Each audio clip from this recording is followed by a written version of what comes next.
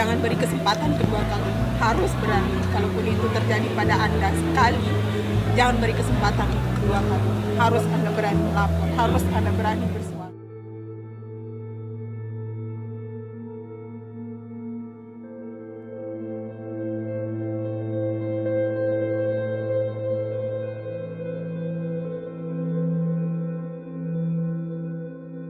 Bicarakan mengenai peraturan perundang-undangan terkait gender-based violence atau kekerasan dan pelecehan berbasis gender di Indonesia.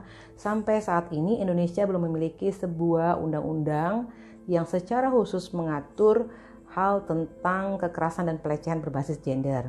Jadi masih tersebar di beberapa peraturan perundang-undangan dan cenderung memiliki keterbatasan dalam menangani kasus-kasus kekerasan dan pelecehan berbasis gender. Misalnya dalam KUHP, Kitab Undang-Undang Hukum Pidana, masih sangat membatasi diri pada perkosaan dan perbuatan cabul.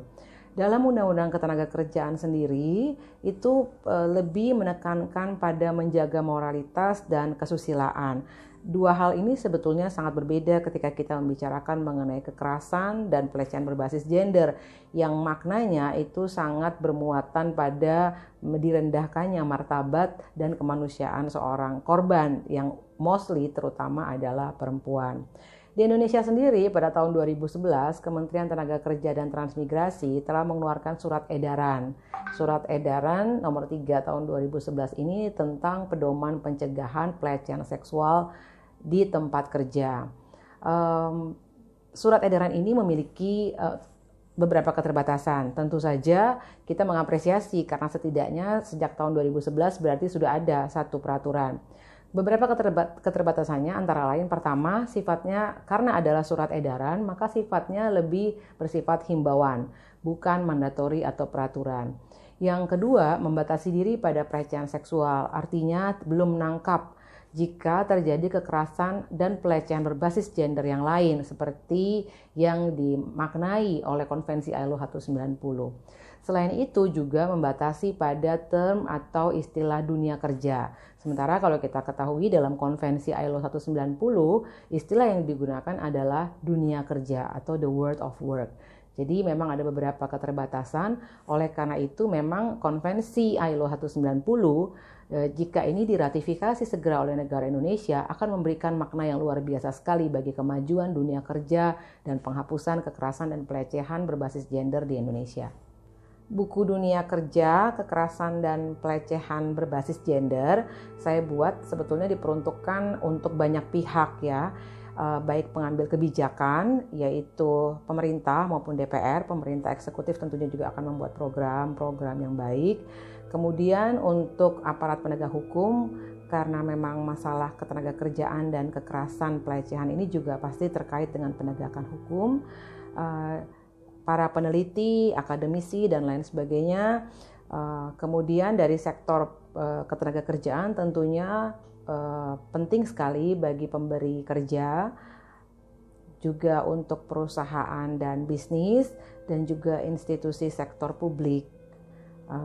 Serta tentu yang terutama untuk pekerja sendiri, serikat pekerja, demikian juga dengan mereka yang akan memasuki dunia kerja.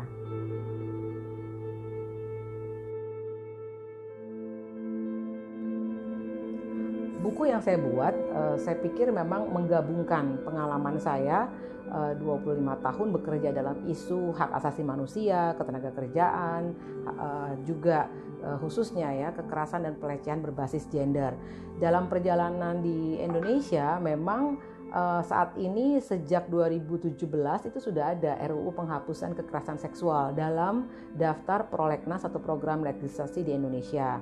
Tetapi kemudian pada tahun 2019 ketika pembahasan RUU berlangsung, RUU itu kemudian tidak jadi disahkan dan kemudian baru sekarang ada kembali dalam prolegnas 2020 dan juga keluar dari prolegnas 2020 sehingga masih kalau kita bicara saat ini sedang akan diperjuangkan untuk masuk dalam prolegnas 2021. Hal utama dalam RUU penghapusan kekerasan seksual memang adalah tidak membatasi diri kekerasan seksual hanya pada pelecehan seksual. Jadi RUU tersebut akan memperkenalkan 9 jenis kekerasan seksual dan juga akan memandatkan agar dunia kerja, baik itu pemberi kerja maupun pemerintah, harus betul-betul hadir untuk memastikan ada sebuah sistem pencegahan dan penanganan kekerasan seksual di dunia kerja. Jadi buku ini juga akan sekaligus mengaitkan atau menghubungkan situasi terkini di Indonesia terkait dengan peraturan perundang-undangan di mana kita di Indonesia saat ini juga memiliki RUU penghapusan kekerasan seksual. Saya pikir itu juga menarik bagi para pembaca buku sehingga bisa mendapatkan gambaran yang lebih utuh bagaimana Konvensi ILO 190 ini jika mengaitkan dengan peraturan perundang-undangan dan termasuk rancangan RUU penghapusan kekerasan seksual.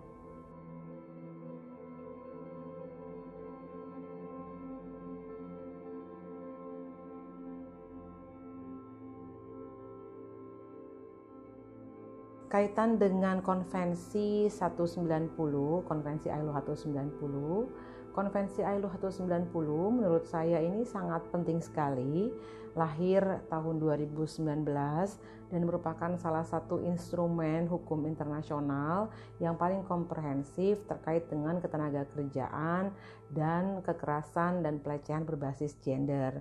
Dalam kaitan itu tentu saja Konvensi ILO 190 memberikan standar ketenagakerjaan yang dapat bermanfaat bagi negara Indonesia untuk diaplikasikan sehingga dapat memastikan agar dunia kerja di Indonesia terbebas dari kekerasan dan pelecehan berbasis gender.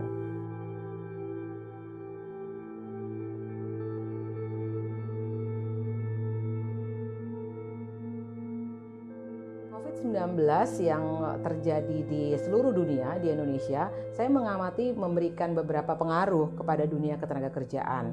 Yang pertama itu adalah sektor-sektor yang rentan, yang tersembunyi atau hidden, itu menjadi semakin sulit ya untuk dirangkul atau disentuh atau dilindungi. Sektor-sektor rentan itu misalnya sektor-sektor pekerja rumah tangga. Teman-teman pekerja seks juga mengalami beberapa persoalan karena pembatasan sosial membuat mereka juga tidak bisa bekerja dalam lingkup yang lebih luas. Jadi ada beberapa persoalan saya pikir dalam hal kerentanan. Yang kedua, kalau kita bicara juga COVID-19, ini karena beberapa kebijakan sosial, pembatasan sosial, ini juga mengakibatkan meningginya kekerasan dalam rumah tangga. Nah, intensitas kekerasan rumah tangga tentu juga berpengaruh. Hal ini diperkenalkan dalam Konvensi ILO 190 di mana hal tentang domestic violence atau kekerasan dalam rumah tangga yang dialami oleh pekerja adalah sebuah peristiwa atau pengalaman yang juga harus diakui dalam dunia ketenagakerjaan. Dan yang ketiga yang juga saya temukan itu adalah kaburnya dunia publik dan domestik yang kemudian diwarnai dengan penggunaan aplikasi dan online. Ini juga membuat ada perhatian sekarang pada pelecehan seksual yang lebih menggunakan online yang terjadi dalam dunia kerja, karena dunia kerja menjadi banyak menggunakan aplikasi dan alat komunikasi online, dan di situ sangat mungkin terjadi pelecehan seksual baik berupa dikirimkannya gambar-gambar atau teks yang merendahkan martabat perempuan khususnya.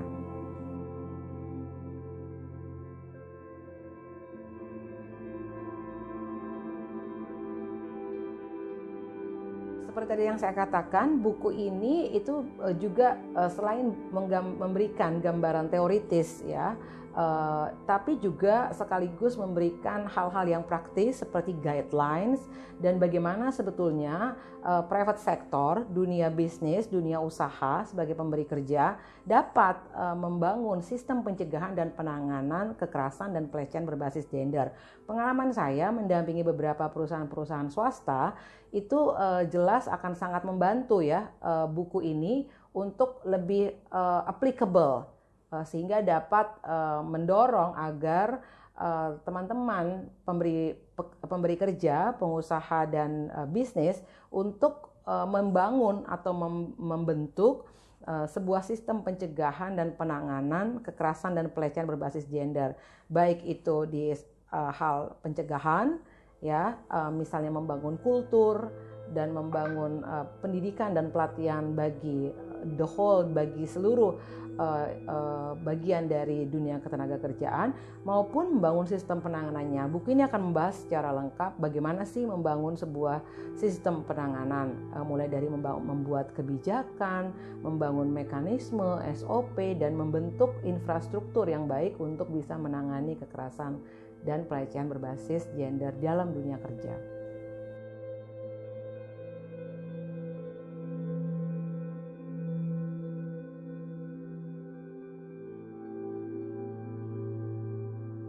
Ada 4 rekomendasi dalam buku ini. Yang pertama, agar negara sungguh-sungguh hadir untuk menghormati, melindungi, dan memastikan ditegakkannya hak asasi manusia, khususnya pekerja dan terutama juga pekerja perempuan.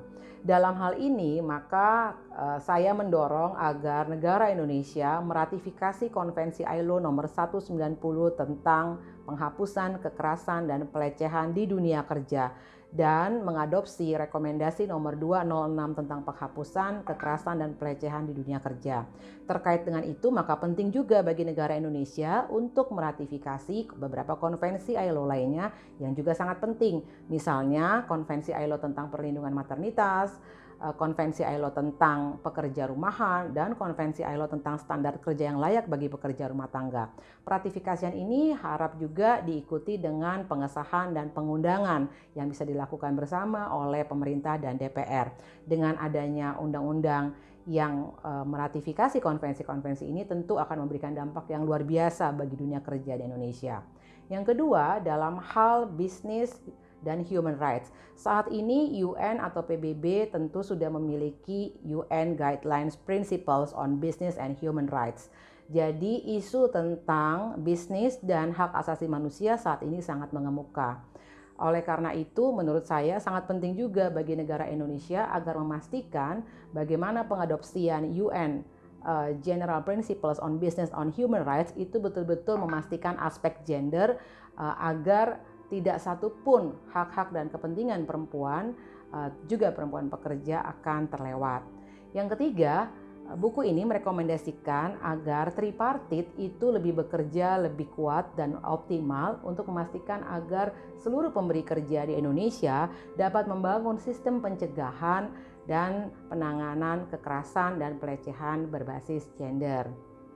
Yang keempat, terkait dengan adanya RUU penghapusan kekerasan seksual, saya melalui buku ini mendorong agar pemerintah dan DPR dapat segera membahas dan mensahkan RUU penghapusan kekerasan seksual yang tentu saja akan memberi dampak besar bagi dunia kerja dan melindungi para pekerja di Indonesia, khususnya perempuan.